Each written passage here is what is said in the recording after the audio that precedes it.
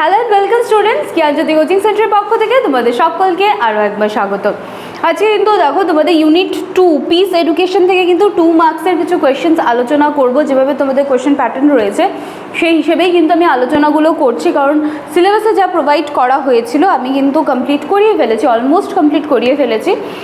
তো এর আগের দিনেও কিন্তু তোমরা দেখেছো যে আমি 2 মার্কসে, 5 মার্কসে, 10 মার্কসের কিছু কোয়েশ্চেন্স আলোচনা করেছি। তো সেম অ্যাজ আজকেও তোমাদের ইউনিট 2 থেকে কিন্তু 2 মার্কসের কিছু কোয়েশ্চেন্স আলোচনা করব। ঠিক আছে, চলো একেবারে আলোচনার বিষয়ে ফিরে আসছি।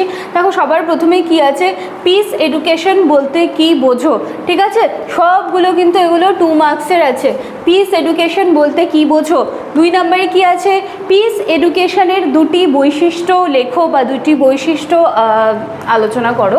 ঠিক আছে, 3 নম্বরে পিস এডুকেশনের মূল লক্ষ্য কী, এটা ভালো করে দেখে যাবা। পিস এডুকেশনের মূল লক্ষ্য কী। 4 নম্বর শান্তি শিক্ষার গুরুত্ব বা পিস এডুকেশনের গুরুত্ব কী রয়েছে।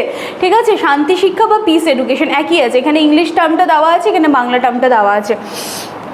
5 নম্বরে আছে পিস এডুকেশন কোন কোন যে ভ্যালিউসগুলো আছে, কোন কোন ভ্যালিউসগুলো বা কোন কোন মূল্যবোধের বিকাশ ঘটায় পিস এডুকেশন বা শান্তি শিক্ষা। তারপরে আছে শিক্ষা ব্যবস্থায় শান্তির ধারণা কিভাবে একীভূত করা যায়, মানে শিক্ষা ব্যবস্থায় এই যে পিস বা শান্তি এর যে কনসেপ্ট, এই দুটোকে কিভাবে আমরা এক জায়গায় আনতে পারি। ঠিক আছে, এগুলো 2 মার্কসের সব।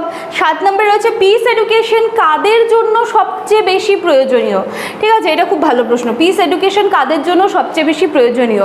8 নম্বরে কি আছে, শিক্ষাক্রমের মাধ্যমে পিস এডুকেশন কিভাবে অন্তর্ভুক্ত করা যায়। এই 8 নম্বরটা ভালো করে দেখে যাবে, শিক্ষাক্রমের মাধ্যমে পিস এডুকেশন কিভাবে অন্তর্ভুক্ত করা যায়। তারপরে 9 নম্বরে কি আছে, শিক্ষাক্রমে শান্তি শিক্ষা সংযোজনের দুটি উপায় লেখো। 9 নম্বরটা ভালো করে দেখবে। তারপরে 10 নম্বর পাঠ্যক্রমে শান্তি বিষয়বস্তুর একটি উদাহরণ দাও। পাঠ্যক্রমে শান্তি বিষয়বস্তুর একটি উদাহরণ দাও। ঠিক আছে, প্রত্যেকটা প্রশ্ন কিন্তু আমি যতটা সম্ভব হয়েছে শর্ট করে আনারই চেষ্টা করেছি। দেখো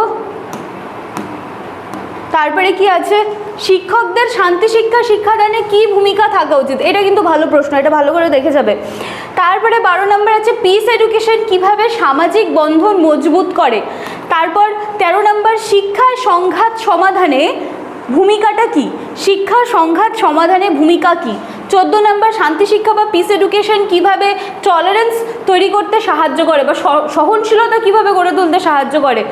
15 নম্বরে কি আছে, শিক্ষার মাধ্যমে ডাইভার্সিটি কিভাবে গ্রহণযোগ্য করে তোলা যায় বা বৈচিত্র্য যেগুলো রয়েছে সেটাকে শিক্ষার মাধ্যমে কিভাবে আরও বেশি গ্রহণযোগ্য করে তোলা যায়।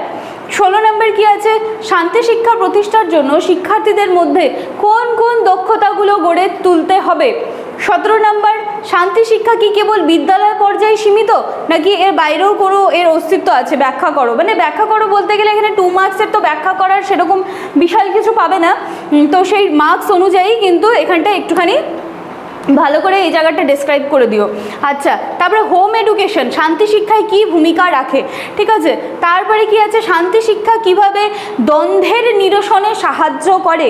এবং লাস্ট কি আছে 20 নম্বর, একজন শিক্ষার্থী হিসেবে তুমি শান্তি শিক্ষার জন্য কি ভূমিকা নিতে পারো। এটা ভালো করে দেখে যাবো 20 নম্বরটা। ঠিক আছে, একজন শিক্ষার্থী হিসেবে শান্তি শিক্ষার জন্য তোমার রোলটা কি থাকবে। তো এই চলো 20টা প্রশ্ন তোমাদের জন্য রাখার চেষ্টা করেছি।